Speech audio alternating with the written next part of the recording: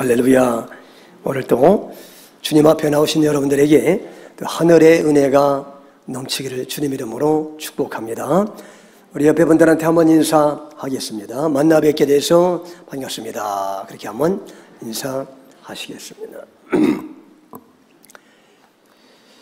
자, 오늘은 본문을 중심으로 십자가에서 내려오라 라는 제목으로 은혜의 말씀을 선포하겠습니다.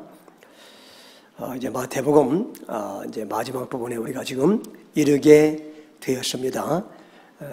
예수님이 많은 이적과 또 많은 기적과 표적과 또 설교 말씀을 통해서 바로 이제 예수님의 십자가에 대해서 계속해서 예언했고 말씀했고 또 암시를 주셨는데 이제 그 말씀과 이적의 실체가 되는 십자가 사건이 실제로 이루어지는 그런 장면들이 지금 펼쳐지고 있는 것이죠. 그래서 오늘 말씀도 아주 중요한 의미가 있는 것입니다. 자, 다 같이 마태복음 27장 33절부터 봉독하겠습니다. 33절 봉독합니다. 골고다 즉 해골의 곳이라는 곳에 이르러 그랬죠.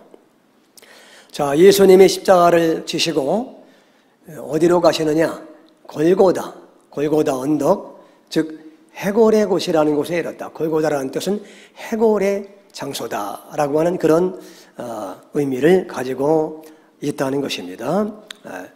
그 해골의 곳에 예수님이 십자가를 지고 거기에 도달을 해서 이제 거기에서 못을 박혀 죽으시는 그런 모습을 보여주고 있습니다. 왜 하필이면 예수님은 그 해골의 곳에서 죽으시는가? 이런 것들이 우연이 아니겠죠. 그죠? 예수님은 예루살렘의 광장에서 죽으실 수도 있고, 예수님은 또 예루살렘에 있는 감옥 속에서 죽으실 수도 있잖아요. 예수님이 죽으시는 방법이 다양하고 예수님이 죽으실 만한 장소가 여러 군데가 있는데 하필이면 왜 하나님은 예수님을 골고다에서 다른 곳이 아니라 해골의 곳에서 그렇게 죽게 하셨을까? 이게 이제 중요한 영적인 의미가 그 속에 담겨져 있다는 거예요. 해골의 곳이라는 것은 뭐냐면 이제 해골들이 모인 곳이다. 그런 말이죠. 그래서 그 산은 죽은 사람들의 해골들이 많았던 것처럼 보여요. 어떤 사람은 그 산이 꼭 모습이 바위의 모습이 해골처럼 보여서 그렇게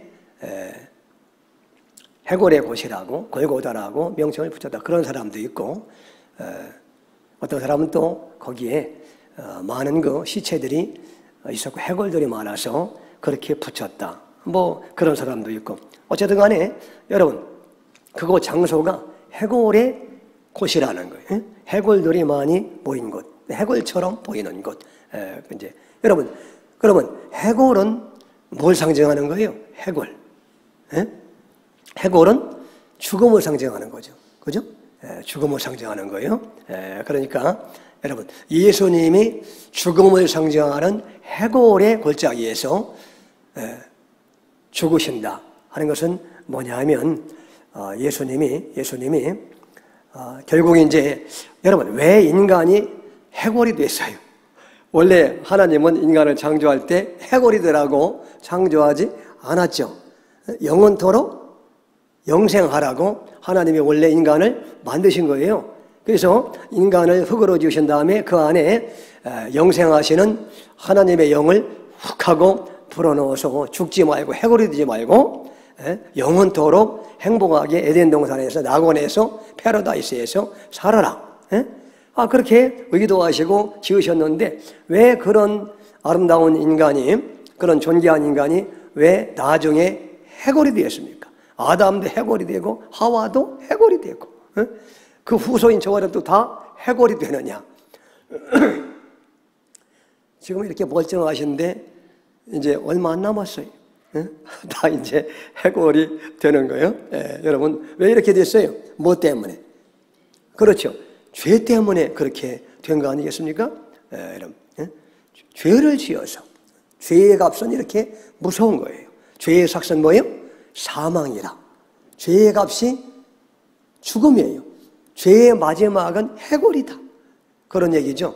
그래서 안타깝게도 온 인류가 해골이 되지 않고 에덴 동산에서 낙원에서 천국에서 영원토록 살아야 되는데 죄를 지어서 해골이 되어가지고 이렇게 다 죽게 되고 비참하게 멸망을 당하기 때문에 그런 불쌍한 인생들을 구원해서 해골이 상징하는 죽음의 세력을 멸하시고 예수님을 믿기만 하면은 더 이상 해골로 끝나지 않고 살아나고 영원한 생명을 얻고 영생 복락을 누리게 하기 위해서 예수님이 이 땅에 오셨다는 거예요. 근데 예수님이 왜 그러면 해골의 장소에서 돌아가셔야 되느냐? 죽음을 상징하는. 왜냐하면 예수님이 결국 죄 때문에 죽음이 왔고 결국 죄 때문에 우리가 해골이 되는 그런 비극을 맞이하기 때문에 결국 죄 문제를 해결하기 위해서 예수님이 이 땅에 오셔가지고 결국은 예수님이 우리를 대신해서 죽으시겠다는 거예요.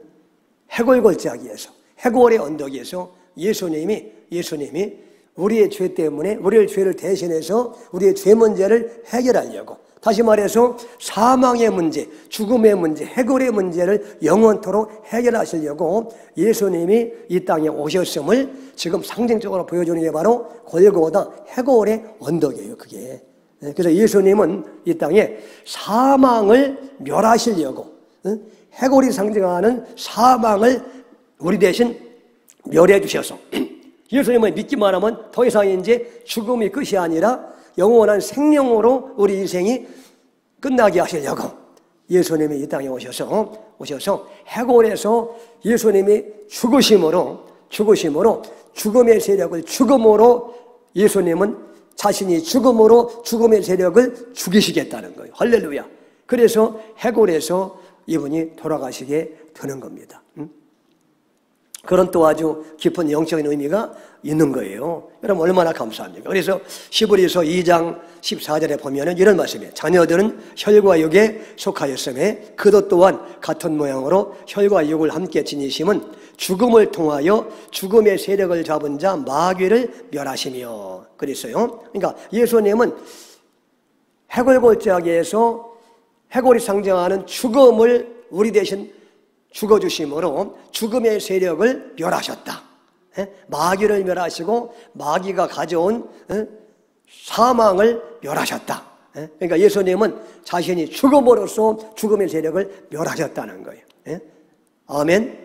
그래서 예수님이 이렇게 해골 골짜기에서 해골의 언덕에서 우리의 죄를 짊어지시고 대신 죽어주심으로 죽음의 세력을 멸하신 장소, 해골이 상징하는 죽음의 권능을 멸하신 장소, 그래서 영원한 생명을 주신 장소가 바로 여러분 갈보리 언덕이고 해골의 골짜기인 줄로 믿습니다. 그래서 여러분, 그러니까 예수님 안 믿으면 어느 누구도 죽음을 이길 수 있는 사람은 한 사람도 없다는 거예요. 예수님을 그러나 믿으면 우리가 아무리 연약해도 아무리 부족해도 예수님의 공로 때문에 죄를 씻음받고 사망의 권세를 이기신 예수님으로 말미암아 우리 죽을 몸도 반드시 부활하게 되고 우리 영혼은 이 땅을 떠날 때 영광스러운 모습으로 천국에 들어가고 잠깐 우리 육신은 땅에 들어가 잠깐 믿는 사람들이 해골이 될지라도 여러분 그게 끝이 아니라 예수님 재림할 때 다시 그 해골이 다시 영광스러운 몸으로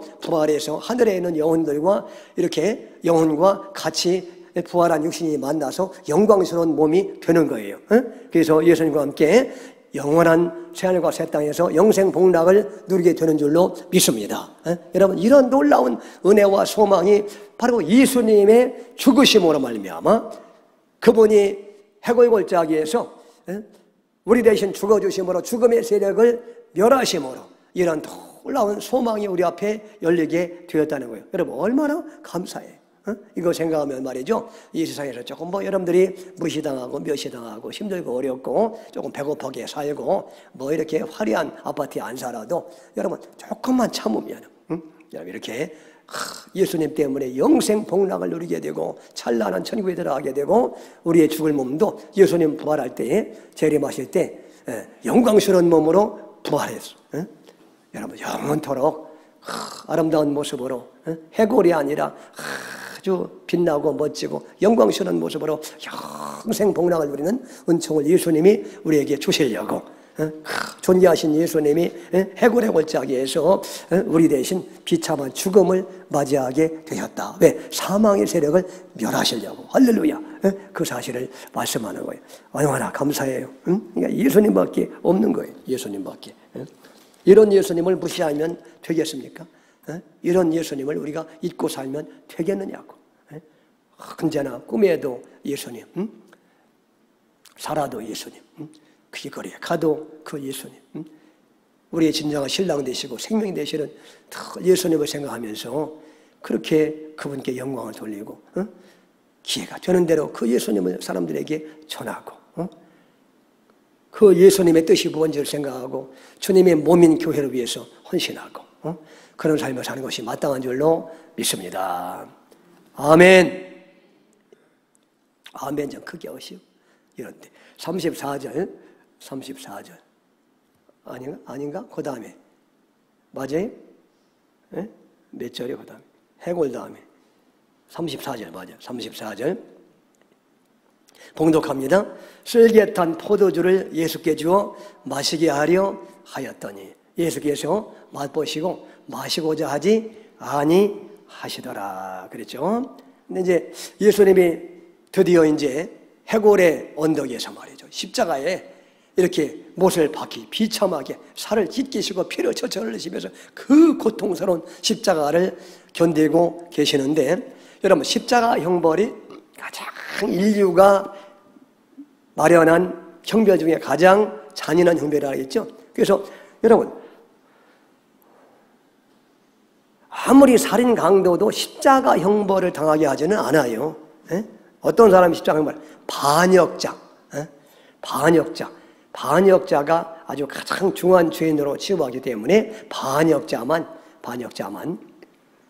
십자가에 매달아 죽이는 거죠. 반역자 중에서도 반역하려고 그렇게 사람을 죽인 사람들, 로마 군인들을 죽인 사람들만 십자가에 잔인한 형벌을 당하게 하는데 하필이면 거기 예수님이 세계 십자가 중에 가운데 딱 달리셔서 그렇게 비참하게 그 끔찍한 십자가의 형벌을 저와 여러분들을 대신해서 당하시는 거예요. 그 얘기는 뭐냐면 저와 여러분들이 원래 누구라는 거예요? 반역자라는 거예요. 저와 여러분들이. 누구한테? 하나님의 나라의 반역자였던 거예요. 우리가 하나님을 반역하고 하나님 나라의 반역자예요. 아담과 하와가 우리 할아버지가 선악과를 따먹은 이유가 뭐라 했어요? 반역하려고. 하나님을 밀어내고 자기가 하나님의 자리에 앉으려고 선악과 따먹었다고 그랬잖아요. 그러니까 그게 반역죄예요. 하나님을 밀어내고 자기가 하나님의 자리에 앉으려고 한 거. 근데 우리가 그 아담의 죄성을 물려받아 우리 안에도 그런 아주 반역자의 기질이 있어가지고 항상 여러분의 인생에서 하나님을 밀어내고 여러분이 하나님의 노릇을 하려고 여러분이 하나님의 자리에 앉아서 여러분 마음대로 판단하고 여러분 뭐 중요한 일이 있을 때 하나님께 진지하게 물어봐가지고 응답받게 해요? 아니잖아요. 그냥 유리한 것은 자기 멋대로 판단해놓고 하나님이 도와달라고 했었고 불리한 것은 또 하나님의 뜻이라고 했었고 여러분 이렇게 자기가 하나님의 자리에 앉아서 이렇게 늘 하나님을 우리가 배신하고 반역하는 그런 죄 때문에 우리가 지옥에서 그렇게 잔인한 십자가 형벌을 지옥에서 영원토록 받아야 된다는 거예요. 그래서 예수님이 그런 형벌을 안 받게 하려고 반역죄를 대신 뒤집어 쓰시고 예수님이 그렇게 십자가에서 가장 잔인한 형벌을 저와 여러분들 대신해서 받으셨다는 거예요. 예? 얼마나 감사합니까, 예수님. 예?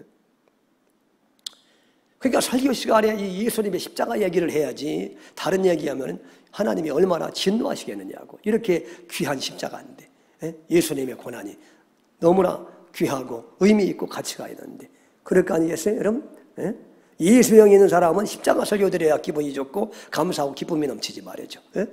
뭐 이 땅에서 오늘 또 예수님 이용해서 잘 먹고 잘 살고 그냥 그렇게 살아라. 그런 설교하면 예수님의 영이 제대로 박힌 사람은 여러분 그 교회를 떠나고 싶지 그 교회 있게 생겼어요, 여러분? 지옥 가게 하는 그런 설교를 하고 있는데, 여러분, 그러니까 참 잘 보시라고.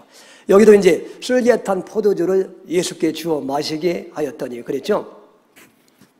왜 그 군병들이 십자가에서 달려 계신 예수님 얼마나 목이 마르겠어요? 그리고 얼마나 아프겠어요? 여러분, 바늘만 찔러도 아파서 난리를 치는데, 아니 대못으로 양 손에 박고 발에 박아가지고 이게 몸무게 때문에 막 찢어지고 이게 보통 고통이 아니에요. 여러분 상상을 해보세요. 예? 상상을 해보세요. 얼마나 끔찍한 고통인가. 그러니까 이제 그 군병들이 양심이 있어가지고 너무 고통스러워하는 게 또 이제 안쓰러워가지고 이렇게 쓸개탄 포도주를 가끔 이렇게 죄수들에게 이렇게 마시라고 주었다는. 그러면 쓸개탄 포도주는 뭐냐면 이게 마취제예요. 마취제. 이거 마시면 훨씬 고통이 경감된다고 그래요. 쓸개탄 포도주가 마취제. 그러니까 어쨌든 간에 아무리 그 죄수라도 인간적으로 불쌍하니까 가끔가다 이렇게 쓸개탄 포도주를 이렇게 마시라고 주었다는 거예요. 왜냐하면 사람이라는 게 가끔 또 이렇게 잔인하지만 또 양심이라는 게 있잖아요. 가끔. 그러니까 이제 쓸개탄 포도주를 주어서 좀 마시라고, 고통을 조금이라도 경감하라고. 또 얼마나 목이 마르겠어요. 여러분, 여름철에 땀 흘리고 1시간만 물 안 마셔도 목이 마르는데 지금 십자가 막 피가 다 쏟아지고 물이 다 쏟아지는데 얼마나 제일 고통스럽게 또 목마른 고통이에요. 그게 지옥에서 우리가 영원토록 이렇게 목말라야 된다는 거예요. 그런데 예수님의 그 목마른 고통을 참고 계셨는데 거기다가 이제 이 쓸개탄 포도주를 주니까 얼마나 그 감사하겠어요. 얼마나 마시고 싶겠어. 그죠? 여러분? 물 한 방울이 귀한데. 그런데 놀랍게도 예수님이 뭐요? 맛보시고 마시고자 하지 아니하시더라. 예수님은 그런 포도주를 마시지 않았다. 신통제를 마시지 않았다 하는 것이죠. 마취제를 마시지 않았다. 왜 마시지 않았을까? 여러분,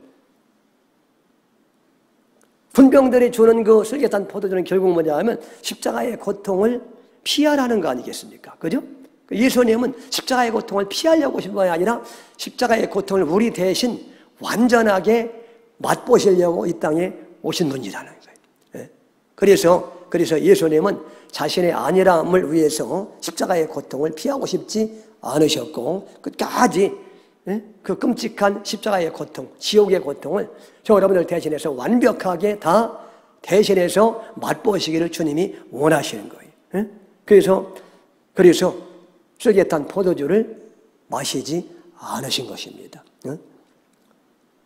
하나님이 내게 주신 고난의 잔을 내가 마시지 않겠느냐. 고난의 잔을 끝까지 마시기 위해서 하나님이 주신 예수님은 포도주의 잔을 마시지 않았다는 거예요. 끝까지 나는 십자가의 길을 가리라. 나는 가리라. 주의 길을 가리라. 끝까지 나는 십자가의 길을 가겠다고 주님이 그 길을 가신 것을 우리에게 말씀하는 줄로 믿습니다. 35절 봉독합니다. 그들이 예수를 십자가에 못 박은 후에 그 옷을 제비 뽑아 나누고. 참 한 구절 한 구절이 얼마나 의미가 있는지 몰라요. 한 구절 한 구절이. 그죠? 십자가에 못 박은 후에 예수님의 옷을 제비 뽑아 나. 그러면 예수님은 십자가에서 옷을 입고 계셨다는 얘기예요? 벌거벗었다는 얘기예요? 완전히 벌거벗었어요. 요한복음에 보면 예수님은 속옷까지 다 벗으셨다고 했어요. 그냥 완전히 벌거벗은 모습으로 예수님 십자가에 매달려 계신 걸 얼마나 또 수치스러운 일이에요. 사람들 앞에 벌거벗은 게 여러분 얼마나 끔찍한 수치입니까? 우리가 지옥에서 그렇게 영원토록 수치를 당해야 되는데 우리의 수치를 가려주시려고 예수님이 사람들 앞에서 그렇게 그 존귀한 하나님의 아드님 창조주가 그렇게 수치를 당하시고 모욕을 당하신 거예요. 여러분. 그런데 그보다 더 중요한 또 의미가 있는데 요한복음 19장 23절 24절 거기 보세요. 거기 보면 조금 더 자세하게 이 사건이 나오는데 자 봉독합니다. 군인들이 예수를 십자가에 못 박고 그의 옷을 취하여 네 깃에 나눠 각각 한 깃씩 얻고 속옷도 취하니 이 속옷은 호지 아니하고 위에서부터 통으로 짠 것이라. 군인들이 서로 말하되 이것을 찢지 말고 누가 얻나 제비에 뽑자 하니 이는 성경에 그들이 내 옷을 나누고 내 옷을 제비에 뽑나이다 한 것을 응하게 하려 함이로라. 군인들은 이런 일을 하고, 시편에 보면 이제 이런 내용들이 있죠. 그러니까 이게 다 예수님이 앞으로 오셔서 당할 일을 다 구약에 그렇게 기록해 놓은 거예요. 그냥 한 구절 한 구절이 다 예수님이 앞으로 오실 일을 얘기한 거예요. 구약 성경은. 그러니까 여러분. 그래서 여기 보니까 속옷도 23절에 보니까 23절에 보니까 군인들이 예수를 십자가에 못 박고 그의 옷을 취하여 네 깃에 나눠 각각 한 개씩 얻고 그랬죠. 그러니까 이제 여러분 겉옷을 취해서 겉옷은 옷을 네 등분으로 나누었어요. 나누어서 군병들이 하나씩 나눠 가졌어요. 그 당시에 이제 옷이 굉장히 귀했어요. 옷이 아주 값이 많이 나오고. 그러니까 옷이 귀하니까 그 옷을 갖다, 그것도 옷이 얼마나 피 묻어가지고 그냥 얼마나 또 그게, 지저분했겠습니까? 그런데도 옷이 너무 귀하니까 가서 빨았으면 되잖아.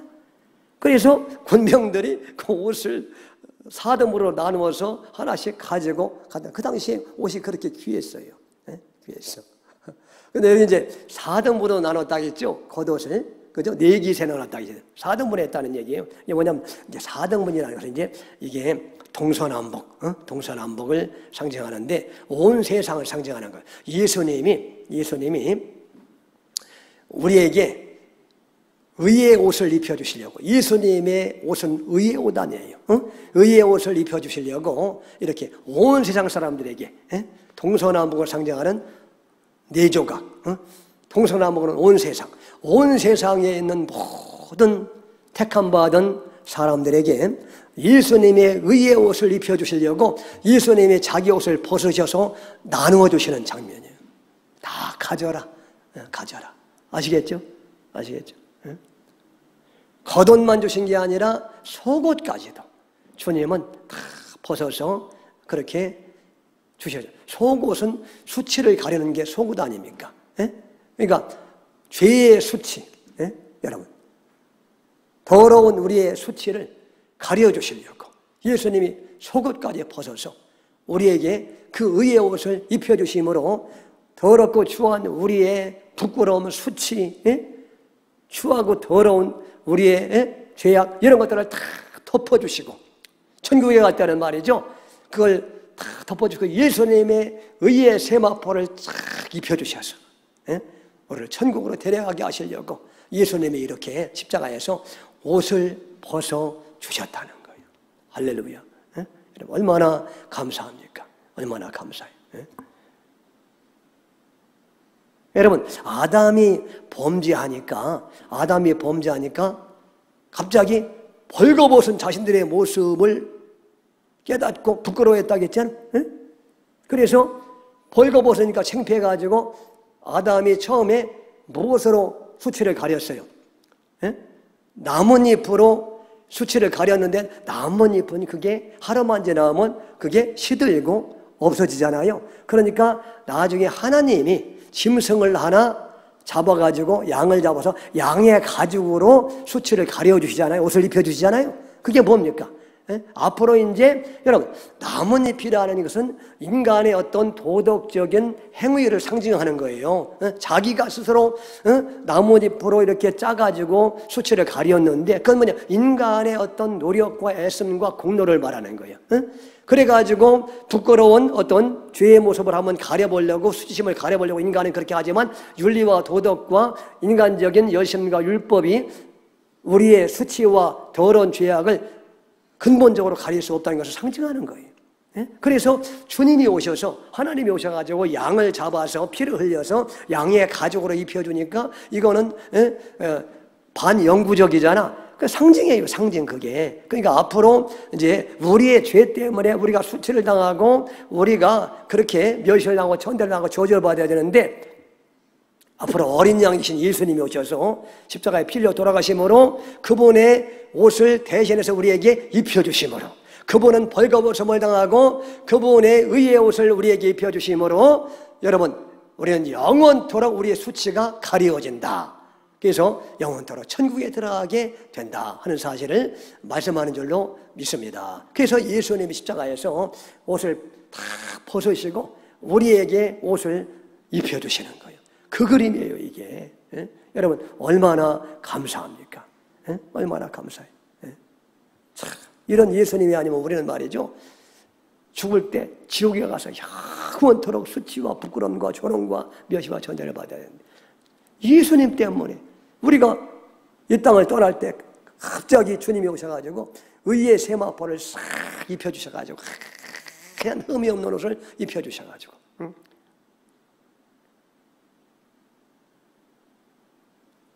그래서 결혼식장에 가면 어제도 제가 결혼식장 갔다 왔는데 신부가 하얀 드레스를 입고 신랑을 맞이하잖아.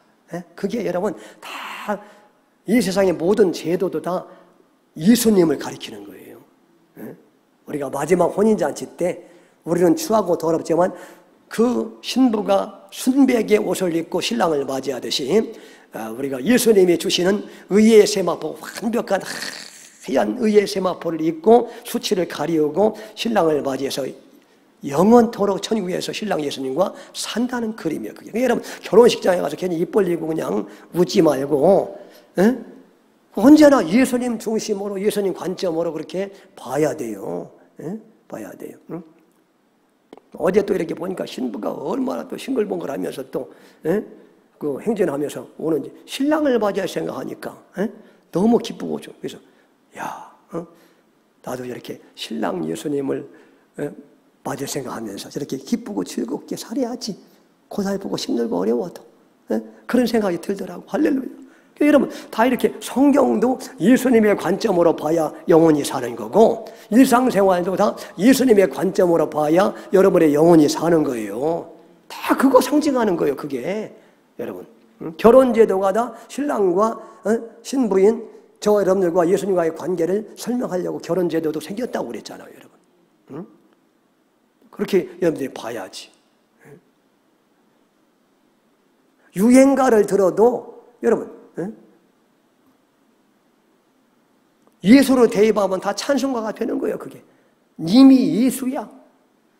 님이 아니 나중에 여러분 지옥에 가면은요 지옥에 가면 하나님이 책망하실 때 나는 너희에게 다 나 예수에 대해서 유행가를 통해서 드라마를 통해서 예식장을 통해서 다 나 예수를 내가 드러내주는데 어찌하여 너희들은 나 예수를 믿지 않았느냐. 그렇게 심판하셔요. 그때 마지막에 여러분 그렇게 심판하신다고.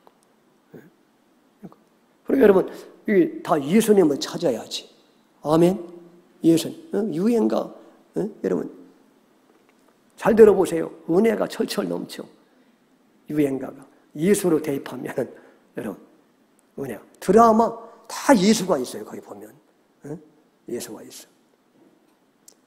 주인공이 예수야. 거기 보면 말이죠. 그렇게 해석해서 우리가 예수님을 더 뜨겁게 사랑하고 예수님의 은혜에 감격하는 삶을 살아야지 우리가. 그죠? 여러분 얼마나 감사해요. 예수님이. 그래서 여러분 요한계시록 19장 7절 8절 봉독합니다. 우리가 즐거워하고 크게 기뻐하며 그에게 영광을 돌리세 어린 양의 혼인기약이 이르렀고 그의 아내가 자신을 준비하였으므로 8절 그에게 빛나고 깨끗한 세마포옷을 입도록 허락하셨으니 이 세마포옷은 성도들의 옳은 행실이로다 하더라. 자 여기 보세요. 어린 양의 혼인기약이 이르렀고 그의 아내가 자신을 준비했는데 그의 아내는 예수님의 아내인 저 여러분들을 말하는 거예요. 신부 저 여러분들. 8절 그에게 신부인 저 여러분들에게 빛나고 깨끗한 세마포옷을 입도록 허락하셨다는 거예요. 예수님의 빛나고 깨끗한 순백색 세마포옷을 우리에게 입혀 주셨다는 거예요. 아멘. 우리가 무슨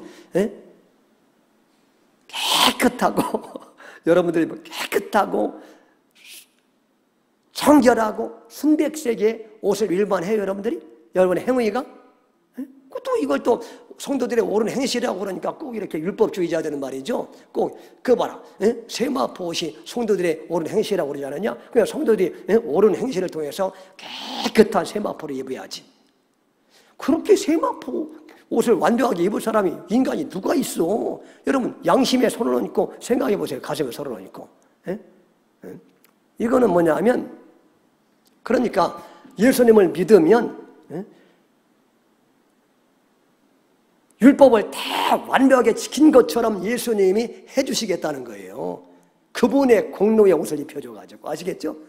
여러분 참 그렇잖아요. 그러니까 아니 우리가 무슨 의로워 하나님 앞에 의롭게는 개뿔 일주일 내내 죄를 지어가지고 추하고 더러운 죄인인데 근데 하나님이 예수 믿으면 의롭다함을 얻게 하신다. 의롭다고 하나님은 하신다 이제.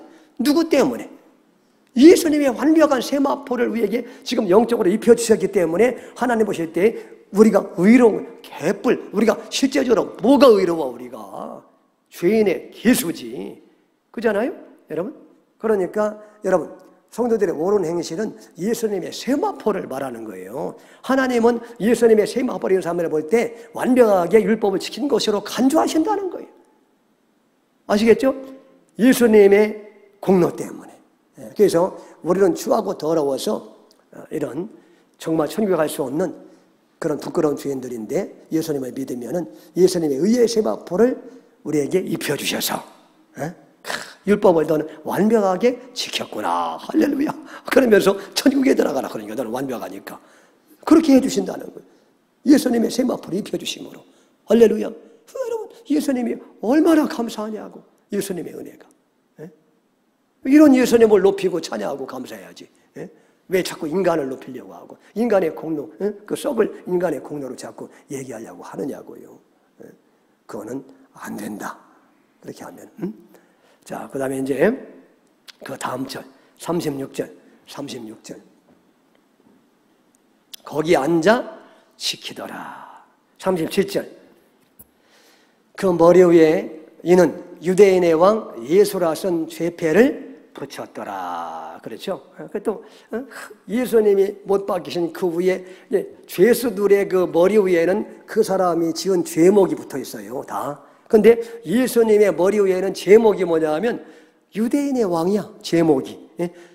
자기가 유대인의 왕이라고 했다는 거예요. 그러니까 반역죄를 지었다는 거예요. 그래서 제목이 유대인의 왕이야. 그럼 예수님이 그럼 유대인의 왕이지. 예수님이.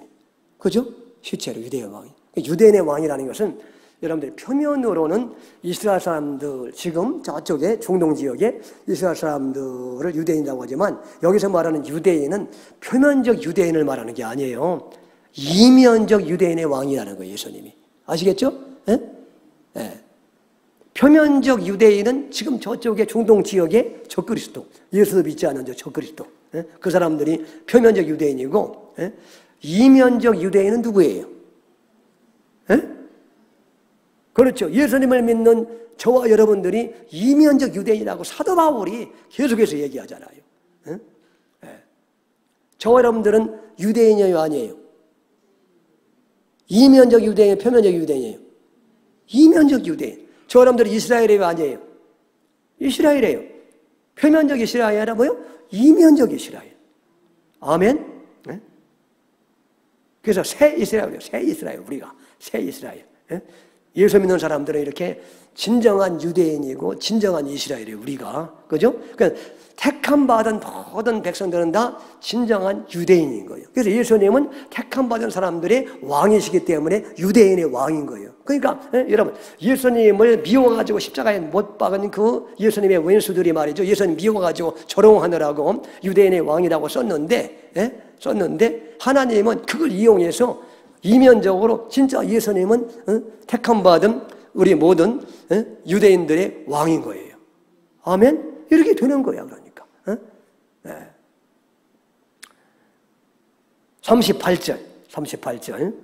이때에 예수와 함께 강도 둘이 십자가에 못 박히니 하나는 우편에 하나는 좌편에 있더라. 그랬죠? 여러분. 그리고 이제 가운데는 누구예요? 가운데는 예수님. 좌우편에 강도들, 반역자들. 여러분. 그러니까 왜 여러분, 왜 그 유대인들이 말이죠. 또 로마 군병들이 예수님을 해피려면 그 강도들 가운데서 딱 가운데 돌아가시도록 그렇게 가운데 목을 박았을까요? 에? 예수님을 잘 모시려고? 그래도 십자가서나마 가운데 계셔야 되니까? 그게 아니라 예수님의 원수들의 입장에서는 예수님이 너무 미운 거야. 에? 유대인들이 예수님을 이를 갈았잖아요. 에? 얼마나 미운지. 에? 자기들이 죄를 지적하고 말이죠. 유대교를 파기한다고 생각하니까 예수가 그렇게 미워가지고 에? 그렇게 아주 끔찍하게 그 강도들 가운데 있어야 예수님이 살인 강도에 버금가는 죄인인 것을 사람들이 보고서 더 이상 예수에 대해서 마음을 돌릴 것 같으니까 그렇게 한 거예요. 그렇게 아주 잔인한 마음으로. 그런데 그건 인간의 입장에서 악한 자들의 입장에서 그렇게 하고 하나님의 입장에서는 예수님은 죄인들 가운데 돌아가셔야 죄인들을 구원하는 구원자가 되시는 거예요. 할렐루야. 그래서 여러분 인간들이 아무리 악하게 그렇게 계교를 세워도 하나님의 지혜를 당할 인간이 없어요. 마귀가 그렇게 예수님을 미워하고 예수님을 죽이려고 하고 가장 친한 가룟 유다를 유혹해가지고 고속에 속 들어가서 예수를 팔아넘기게 했지만 그러나 여러분 그래서 하나님의 계획이 실패합니까? 아니에요. 그래서 우리가 구원받았잖아. 할렐루야. 그래서 말씀이 이루어지잖아. 여러분 그러니까 여러분 참 그러니까 인간은 그러니까 하나님 앞에 잘난 척하면 안 된다. 여러분 하나님의 지혜를 따라갈 인간이 없다는 거예요. 마귀가 제 아무리 날뛰고 난리를 쳐도 다 누구 손 안에 있어이다? 내 손 안에 있어이다. 하나님의 손 안에 다 있는 거예요. 옛날에 한 명이 생각나네. 한 명이 드라마에서 내 손 안에 있어이다. 다 여러분 마귀도 악한 죄인들도 여러분을 그렇게 괴롭히는 그 윈수도 다 누구 손 안에 있어요? 하나님이 다 허락을 하실 때에는 우리에게 유익하기 때문에 허락을 하시는 거예요. 다 나중에 다 합력해서 하나님의 뜻을 다 이루어드리는 그런 도구에 불과하다 하는 것을 우리가 알아야 돼요. 그러니까 우리는 담대한 마음으로 살아야 돼요. 그러니까 이런 하나님이 누구요? 내 아버지시고 그런 예수님이 누구요? 내 신랑이신 여러분. 그러니까 무슨 일을 당해도 우리는 말이죠 담대하게 살아야 돼. 아멘. 담대하게. 뭐가 겁나? 그 주님이 나를 위해서 생명까지 주신 분이 여러분 나를 지금도 그렇게 사랑하시는데 뭐가 겁나요? 뭐가 겁나? 담대하게 사셔야지 우리가. 아멘. 고난을 당할 때는 뭔가 유익하게 하시려고 주시니까 그것도 감사해야 되고 죽으면 그보다 더 좋은 게 없어. 죽는 순간 끝나니까 고난이 이제 영원한 청에 들어가니까 여러분 뭐가 겁날 게 뭐가 있어요? 죽으면 처자식 같은 소리 하네. 처자식이 여러분의 처자식이야. 다 주님의 처자식이지. 주님이 여러분 먼저 떠나면은요 고생스러운 그들이 더 주님을 간절히 찾다가 더 큰 복을 받게 돼 있어요. 여러분 여러분 때문에 지금 주님을 더 의지하지 못하는 여러분이 거침돌이야. 제대로 아시고 예수님을 믿어야지 말이지. 여러분 그러니까 담대해야지. 아멘. 여러분이 뭐 다 자식들 키우는 줄 아세요? 착각하지 마라. 여러분의 자식이라고 했다는 하나님 앞에 심판을 받을 때 엄하게 받아요. 여러분 자식인 줄 알아요? 하나님의 자식이지. 하나님이 다 책임져 주시고. 그러죠. 여러분들은 그 자식이 이제 예수님을 잘 믿도록 그렇게 해야 되고, 하나님을 잘 믿도록 그렇게 하면 되는 거예요. 나머지는 하나님이 다 하시는 거지, 그렇게. 아멘. 39절. 지나가는 자들은 자기 머리를 흔들며 예수를 모욕하여. 40절. 40절이 오늘의 하이라이트예요. 여기서 제목이 왔잖아요. 원래 제목을 따는 게 가장 거기서 하이라이트라는 거예요. 자, 40절 봉독합니다. 이르되 성전을 헐고 사흘에 짓는 자여 내가 만일 하나님의 아들이거든 자기를 구원하고 십자가에서 내려오라 하며. 그렇죠? 여기 보니 사람들이 막 조롱하는데, 조롱하는데 성전을 헐고 사흘에 짓는다고 했지? 그러면 조롱을 하는 거예요. 조롱을 하는 거예요. 그러면서 내가 만일 하나님의 아들이거든 자기를 구원하고 십자가에서 내려오라.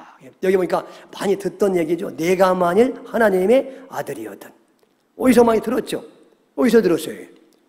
예수님이 공생에 시작하면서 40일 동안 금식하고 마귀에게 시험당할 때 마귀가 예수님에게 찾아와서 시험하면서 한 얘기가 뭐예요? 내가 만일 하나님의 아들이거든. 그렇죠? 그러니까 여러분, 바로 지금 이제 시작할 때에도 마귀가 그렇게 시험을 했는데 지금 마지막 십자가의 최후로 돌아가시는 순간에도 마귀가 지금 찾아와서 사람들의 입을 통해서 지금 또 시험하는 거예요. 응? 내가 만일 하나님의 아들. 근데 그 시험이 어떤 시험이에요? 십자가에서 내려오라는 거야. 너 아니 그렇게 이적을 많이 행하더니 죽은 자도 살리지 않았느냐? 풍랑도 잠잠케 하더니 말이죠. 왜 이렇게 힘이 빠져 있냐? 그 힘 다 어디 갔냐? 그러니까 힘을 내. 그래서 자기를 구원하고 뛰어내려. 십자가에서 내려와. 그러면 우리가 다 믿겠노라. 이렇게 유혹을 하는 거예요. 유혹을 하는 거예요. 여러분. 그러니까 여러분 마귀는 십자가에서 내려오라는 거예요. 이게 마귀의 유혹입니다. 예수님에게도 끊임없는 시험이 십자가를 지지 말라는 시험이었어요. 왜? 십자가 지면 마귀는 끝나니까. 그죠? 그러니까 십자가 지지 말라고 계속해서 마귀는 유혹하고 있고, 근데 이제 오늘날은 우리에게 마귀가 유혹하는 거야. 뭐 지지 말라고? 십자가 지지 말라고. 응? 똑같아요, 이게. 똑같아. 근데 여러분, 자, 그러면 이제 마귀가 예수님에게 십자가를 지지 말라는 유혹이 예수님의 생애 가운데 크게 4번 아주 선명하게 나타나는데, 첫 번째가 뭐라고요? 그게 예수님이 공생이 시작할 때 광야에서 마귀에게 금식한 다음에 시험당하죠. 그때 첫 번째 시험이에요. 그게. 자, 보겠습니다. 마태복음 4장 6절. 자, 화면을 보시고 봉독합니다. 마태복음 4장 6절. 마태복음 4장 6절. 자, 읽습니다. 이르되 내가 만일 하나님의 아들이거든 뛰어내리라. 기록되었으되 그가 너를 위하여 그의 사자들을 명하시리니 그들이 손으로 너를 받들어 발이 돌에 부딪히지 않게 하리로다 하였느니라. 여기 뭐, 자, 마귀가 와가지고 여기 뭐, 내가 만일 하나님의 아들. 똑같은 말이죠. 지금 십자가에서 하는 유혹과 똑같아요. 그러니까 그가 마귀가 하는 짓이야. 이게 그러니까 사람들 입을 통해서. 그러니까 여기다 보니까 마귀가 하나님의 아들이거든 뛰어내리라. 지금 예수님이 어디 계셔요? 이 시험당할 때 성전 꼭대기, 성전이 굉장히 높거든요. 성전 꼭대기에 딱 계신데 거기에서 뛰어내려라. 그러면 천사들이 밑에서 위에서 야호 하고 이제 뛰어내리면 그때가 이제 사람들이 그 명절에 성전에 많이 와서 구름대처럼 보였을 때 나봐라 하면서 내가 메시아로 왔다 하면서 야호 하면서 이제 성전 꼭대기 높은 데서 뛰어내리면 밑에서 천사가 착 하고 받아서 발이 돌에 부딪히지 않게 그렇게 한다고 구약에 그러지 않았냐. 아직 마귀가 성경을 잘 알아가지고 성경까지 인용하면서 그렇게 예수님을 유혹했어요. 응? 그게 뭐냐? 이게 뭐예요? 그러니까 한마디로 말해서 뭐냐 하면 왜 그 어려운 십자가의 길을 가려고 하느냐? 쉽게 해라, 쉽게. 그죠? 그 성전에서 뛰어내려서 이적이 나타나가지고 안 죽으면은 사람들이 당신을 메시아로 그렇게 믿지 않겠느냐? 그러니까 그런 식으로 일을 하는 거는 쉽게 하는 거야, 쉽게. 그죠? 뭘 그렇게 구태여 일부러 고난에게 십자가의 길을 간다고 하느냐? 여보시오. 쉽게 그렇게 하시오, 쉽게. 십자가를 지지 말고. 쉽게 그렇게. 그 놀라운 이적을 베풀어가지고 사람들에게 이렇게 아주 폼나게, 멋지게 그렇게 보여주고 말이죠. 그러면서. 그러니까 이런 마귀의 시험이 이제 3번 이렇게 공생이 시작할 때 나타나잖아요. 그죠? 돌을 떡으로 만들어라. 그 다음에 또 하나는 뭐예요? 천하 만국의 영광을 보여주면 나한테 이렇게 절만 한번 딱 하면 이 천하 만국의 영광과 권세와 능력과 부귀영화를 다 주겠다. 오늘은 이거는 말이죠. 성령부터 내리면은 또 뛰어내리면 탁 하고 천사들이 받들어가지고 사람들에게 얼마나 유명하고 칭찬받고 영광을 받겠느냐. 그래서 믿게 하면 되지 않겠느냐. 그래, 이러면 그러니까 이 마귀의 3가지 유혹을 요약하면 뭐겠어요? 요약하면 뭐겠어요? 어려운 십자가의 길을 가지 말라는 거예요. 그 어려운 십자가의 길을 버리고 쉬운 길, 영광의 길, 번영의 길, 그 길을 가라는 거예요. 여러분, 이게 마귀의 유혹이었어요. 예수님이 그걸 뭐예요? 보기 좋게 말씀으로 물리친 줄로 믿습니다. 사탄아 물러가라 하면서 물리쳐. 그랬더니 이제 3번 시험에서 다 그냥 말씀으로 물리쳐서 사탄의 유혹을 거절하니까 사탄이 얼마 동안 잠깐 떠났다 그랬어요. 얼마 동안. 자, 보세요. 누가복음 4장 13절 읽습니다. 누가복음 4 시작. 마귀가 모든 시험을 다한 후에 얼마 동안 떠나니라. 얼마 동안. 이게 마귀는요, 떠난다 해서 영원히 떠나요? 또 와. 저희 귀신들을 제가 많이 쫓아요. 제가 수천 마리 귀신을 쫓았어요. 귀신들한테. 예? 예. 지난주에도 귀신 쫓았어. 다른 교회인데 와가지고 쫓아줬어. 근데 쫓는다고 영원토록 안 와요? 또 이렇게 죄 짓고 또 이렇게 상처받으면 또 들어와. 그게 얼마 동안 떠났다. 얼마 동안 떠났다는 얘기는 또 예수님에게 또 이렇게 와서 또 유혹을 했다는 얘기예요. 그죠? 그래서 이제 언제 또 2번째로 유혹을 하느냐? 그게 그 광야에서 오병이어의 기적을 행했을 때, 그죠? 물고기 2마리와 보리떡 5개로 남자 장정만 5,000명, 다 합치면 한 10,000명 이상을 먹이니까 사람들이 세상에 이런 예수님이 우리의 왕이 되면, 임금님이 되면 우리는 경제적인 문제에서 완전히 우리는 해결되네? 그리고 정치적인 문제에서도 우리가 해방될 수 있네? 그런 능력이 있으니까 예수님. 그죠? 그래서 그때 사람들이 예수님을 뭐로 삼으려고 그래요? 왕으로 삼으려고 한다 했어. 왕으로. 십자가를 지지 말라는 거예요. 그게 군중 속에서 역사한 마귀의 유혹이었어요. 자, 그래서 보겠습니다. 요한복음 6장 15절, 요한복음 6장 15절 봉독합니다. 그러므로 예수께서 그들이 와서 자기를 억지로 붙들어 임금으로 삼으려는 줄 아시고 다시 혼자 산으로 떠나 가시니라. 그 유혹을 받았지만 예수님의 유혹을 물리쳤다는 거예요. 그리고 군중을 피해서 산으로 가셨다는 거예요. 산으로 가셨다는 거예요. 그러면서 예수님이 그때 유명한 말씀 하시고 가잖아요. 야, 썩을 양식을 위해서 일하지 마라. 너희들은 나한테 이렇게 모여든 게 육신을 배부르려고, 내가 오병이어의 기적을 해가 육신을 배부르려고 나를 따라오는데 그거 바라보고 따르면 안 된다. 여러분들 예수 믿는 이유가 뭐예요? 배불리 먹고 높은 자리에 올라가고 건강해지려고 예수님 따르죠? 그렇게 하려고 예수님 따르면 안 된다는 거야. 예수님 말씀은. 아시겠죠? 그러면서 그때 무슨 말씀이에요? 썩는 양식으로 해서 일하지 말고 썩지 않는 양식으로 해서 일하라. 그러면서 그 양식은 내가 주는데, 내가 십자가에서 못 박혀 살을 찢고 피를 흘려주는 그 십자가의 양식, 그걸 먹어야 너희들의 영혼이 진정으로 산다. 인자의 살을 먹고 인자의 피를 마셔야 살고 결국 십자가의 길을 가야 너희들도 사는 게. 그러니까 수많은 군중들이 어떻게 됐어요? 저 사람 맛이 갔네. 저 사람 맛이 이상한 얘기하네. 그 말씀이 어렵도다. 제가 십자가 얘기하면 쉬워요, 어려워요? 너무 목사님은 고상해. 요즘에 너무 힘들어, 고상해서. 이런 분들이 있어요. 똑같은 얘기 듣는 거야, 제가. 똑같은 얘기. 그러니까 어렵도다. 그거 다 떠났어요. 그 떠날 사람 떠나시게 된다니까, 십자가 얘기하면 계속해서. 다 떠났어. 하도 있다니까 예수님도 당황스러우신지 제자들한테 너희들 또 가겠느냐? 다급해가지고. 여러분, 그러시잖아. 참. 세 번째 유혹은 뭐예요? 세 번째 유혹은 이제는 이래도 안 되고 저래도 안 되고 사탄이 말이죠. 누구에게 들어가느냐?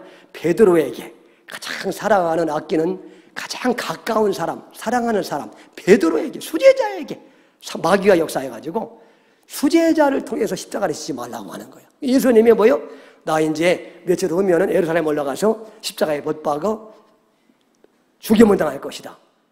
나 이제 죽어. 그러니까 베드로가 뭐라고 그래요? 16장, 마태복음 16장 22절, 23절 봉독합니다. 시작. 베드로가 예수를 붙들고 항변하여 이르되 주여 그리 마옵소서. 이 일이 결코 죽게 미치지 아니. 베드로가 말이죠. 막 큰 소리로 항변했다는 얘기는 말이죠. 막 큰 소리로 막 이렇게 꾸짖었다는 얘기예요. 대들었다는 얘기야. 그게 항변 아니에요. 대들었다는 얘기예요. 주야! 우리가 지금 주님이 한 자리 하는가 우리가 기대하고 지금까지 고생했지. 효자식 버리고 떠나면서 말이에요. 죽으시면 하나 천단 말이에요. 우리는 뭐가 된단 말이에요. 결코 그런 일 있으면 안 되죠. 이런 얘기예요. 여러분 그렇잖아요. 그랬더니 예수님 23절에 봉독합니다. 예수께서 돌이키시며 베드로에게 이르시되 사탄아 내대로 물러가라. 너는 나를 넘어지게 하는 자로다. 내가 하나님의 일을 생각하지 않고 도리어 사람의 일을 생각하는도다 하시오. 그러니까 그 말을 하자마자 예수님이 베드로한테 뭐라고 그래요? 사탄아 물러가라. 사탄아. 베드로 아래 사탄이 들어가가지고 냄실거리고 지금 얘기한 거예요. 그러니까 사탄아 물러가라. 그러면서 말이죠. 너는 하나님의 일을 생각하지 않고 사람의 일을 생각하는. 그래서 하나님의 일은 뭐예요?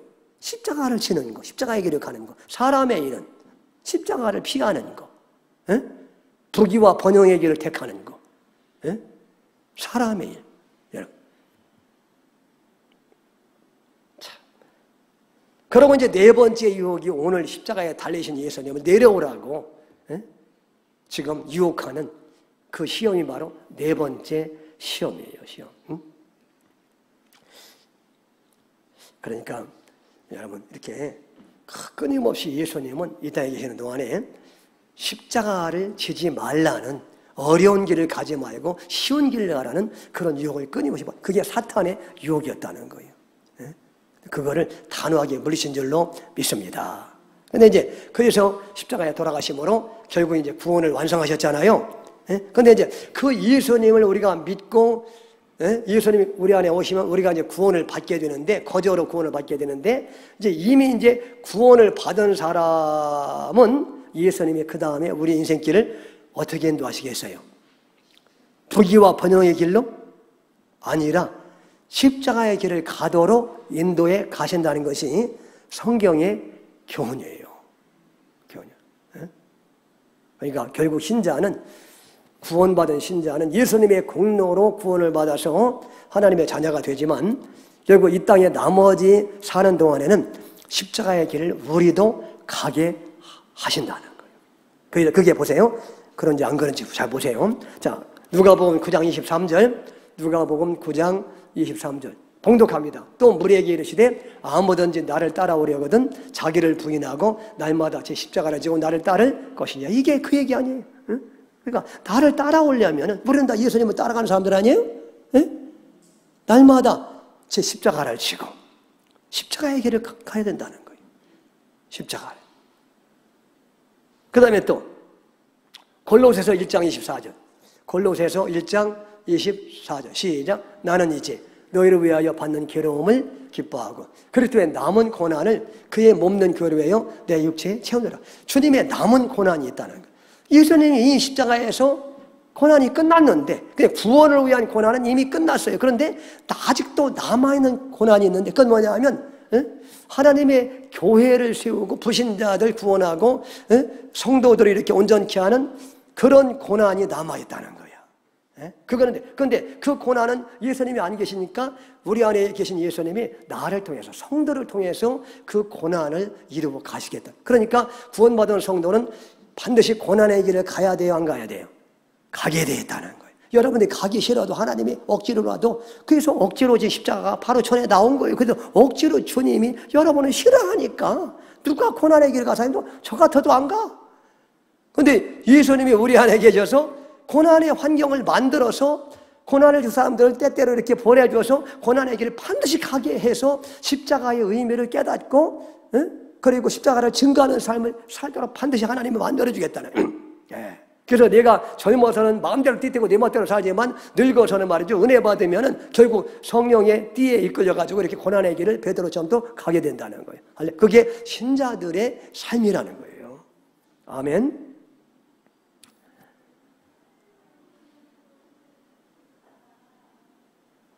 그래서 금요일 날 제가 얘기해요. 그럼 왜 주님이 왜 쉽게 하시지? 왜 이렇게 어려운 고난의 길을 가도록 그렇게 하실까? 신자들한테. 두 가지 이유 때문에 그렇다겠죠? 두 가지. 몇 가지? 너무 중요하니까 외워두시라고. 학기말 시험에 꼭 나니까. 너무 중요하니까. 여러분, 인생이 학기말 시험에 난다는 거예요, 여러분들. 이게 왜 고난의 길을 가게 하시네, 신자를 갖다가. 오늘 고난의 길을 가게 한다는 얘기 아니에요? 십자가를 지라는 얘기가. 그죠? 네. 두 가지 때문에 그래요. 하나는 뭐냐 하면, 우리의 죄성을 죽이는 작업을 해야 되기 때문에. 네? 우리의 죄성. 아시겠죠? 예수님을 믿는 순간에 우리의 옛사람, 죄의 몸인 옛사람은 십자가에 못 박혀 죽었다고 했잖아요. 법적으로는 옛사람은 죽었어. 죄의 몸은 죽었어. 그런데 실제적으로는 여전히 옛사람이 살아있어요? 죽어있어요? 여전히 살아있어서 여전히 혈기 부리고 여전히 여러분 죄성이 발동하잖아요. 그래서 그거를 실제적으로 끊임없이 죽이는 작업을 해야 하나님의 백성다운 백성이 된다고는 언약이 이루어지는 거 아니에요? 언약이 나는 내 하나님이 되고 너희는 내 백성, 내 백성 내가 만들어줄 것이다. 그러니까 여러분 하나님의 백성다운 백성이 되려면 우리의 죄성이 실제적으로도 죽어야 되는데 우리의 죄성을 죽이려면 고난이 아니면 죽일 수가 없어요. 그래서 반드시 고난의 길을 통과하게 하시는 거예요. 고난의 길을 가는 건 뭐냐 하면 옛사람을 죽이는 뭐요? 과정이에요. 그게 여러분 이스라엘 사람들의 그 광야 생활을 보면 그게 정확하게 나타나 있어요. 이스라엘 사람들이 어린 양의 피로 출애굽에서 구원을 받죠. 그게 구원을 받은 거예요. 그런데 구원받자마자 가나안 땅에 천국을 상징하는 가나안 땅에 들어가게 하는 게 아니라 40년 동안 어디를 통과하게 해요? 광야를. 그 40년 광야, 구원받자마자 가나안 땅이 아니라 광야를 통과하게 해요. 왜냐하면 40년 동안 광야를 통과해야 여러분 그들의 애굽에서의 죄성이 다 무너지고 죽기 때문에 그런 거예요. 그래서 40년 동안 엄청난 고난과 고통을 통과하게 하죠. 왜 하나님이 그들을 그렇게 사랑한 다음에 왜 하필이면 고난을 그렇게 통과하게 해요? 그것도 극심한 고난을 40년 동안이나 옛사람을 죽여야 되니까. 그죠? 죄성을 죽여야 진정한 가나안에 들어갈 수가 있으니까. 그죠? 그래서 여러분 제1세대가 고난을 받다가 다 죽어요. 그게 뭐냐 하면 옛사람은 다 그렇게 죽이신다는 거야. 인생의 광야에서. 아시겠죠? 그리고 2세대 새로운 사람이 들어가는 거예요. 가나안 땅에. 그러니까 1세대 우리의 옛사람은 고난을 통해서 반드시 죽어야 되는 거예요. 그게 옛사람을 상징하는 거예요. 1세대가. 아시겠죠? 여러분? 네? 그래서 고난을 주시는 거고 그래서 고난이 있어야 돼요. 그래야 우리의 죄성을 깨닫고 회개하게 되고 죄성이 무너지고 죄성이 죽임을 당하는 거예요. 날마다. 사도 바울은 날마다 죽는다 했잖아요. 그래서 죄성을. 그래서 고난이 꼭 필요한 거예요. 죄성 죽이려면. 아멘? 고난 당할 때 그래서 감사라는 거예요. 여러분의 죄성을 다루는 거기 때문에 고난이. 예수 믿어도 나는 고난이 없다? 그 사람 내가 볼 때는 택함받지 못할 가능성이 99.9%예요. 지옥 갈 가능성이. 반드시 고난을 통해서 옛사람을 다루게 돼 있어요. 그래서 고난을 당해야 돼. 여러분 반드시 당해야 돼요. 그 다음에 이제 두 번째 마지막으로 왜 고난 주신다 했어요? 두 번째는 이제 우리가 받는 고난을 통해서 예수님의 십자가의 고난을 불신자들한테 보여주려고 하나님의 고난을 당하게 하신다. 그게 두 번째 중요한 이유예요. 중요한 이유. 그래서 우리가 이렇게 고난을 당하면서도 우리 안에 계신 예수님께서 막 힘주시고 은혜 주시기 위해서 참고 견디면서 묵묵히 십자가 길을 가잖아요. 그런 모습을 보면서 주위 사람들이 택함받은 사람은요 감동받고 예수님의 십자가의 의미를 깨닫고 예수 믿게 된다는 거예요. 그래서 우리의 고난이 택함받은 사람에게는 생명의 향기가 되는 거고 근데 택함받지 못한 사람들에게는 아니 예수 믿었는데 왜 이렇게 되던 일도 안 돼? 예수 믿었는데. 그러니까 택함받지 못한 사람은 예수 믿는 사람이 고난당하는 거 보면은 그 사람들은 나는 저럴까 봐 예수 절대로 안 믿어. 이렇게 된다는 그 사람에게는 똑같이 그 성도의 삶에 고난이 나타나는데 그런 사람에게는 사망의 향기가 된다는 거예요. 크리스찬의 고난이. 아시겠죠? 그래서 택함받은 사람들은 크리스찬의 고난이 생명의 향기가 되고, 야, 저 사람 저렇게 고난당하는데도 예수님을 믿는 것 때문에 저렇게 기뻐하고 감사하고, 저렇게 괴롭힘을 당하는데도 예수님의 믿음 때문에 저렇게 왼수를 사랑하는 모습 보니까, 아, 예수님이 정말 좋으신 분이구나. 예수님이 저런 분이구나. 예수님 십자가의 의미를 깨닫고 감동받아 예수 믿는 사람이 있다. 그 사람은 택한 사람들에게는 그 신자의 고난이 생명의 향기가 되는 거예요. 그런데 똑같이 이렇게 고난하는 분, 왜 예수를 믿으면서 이렇게 지질하게 안 되냐? 나는 절대로 예수 안 믿어. 저래가지고. 그런 사람은 택하지 못한 사람은 그렇게 된다는 거예요. 그 사람에게는 죽음에 이르는 냄새가 된다는 거예요. 똑같은 고난의 사건인데도. 아시겠죠? 그래서 여러분, 우리에게 이렇게 다른 사람들에게 예수님의 십자가를 보여주게 하기 위해서 우리에게 고난을 주시는 거예요. 여러분 친척의 가족들에게, 친구들에게. 아멘. 그리고 교회에서 믿음이 약한 분들에게 이렇게 그런 거 십자가를 묵묵히, 지금 교회도 일하다 보면 뭐 상처받고 말이죠. 막 시험당하고 교회에서도 그러잖아요. 그래도 묵묵하게 예수님 바라보면서 천국 견디면서 사랑으로 이렇게 연습까지도 뽑는 그런 모습 보면서 믿음이 약한 분들이 도전받고 감동받아서 믿음이 세워지게 되고 더 생명을 얻게 되는 거예요.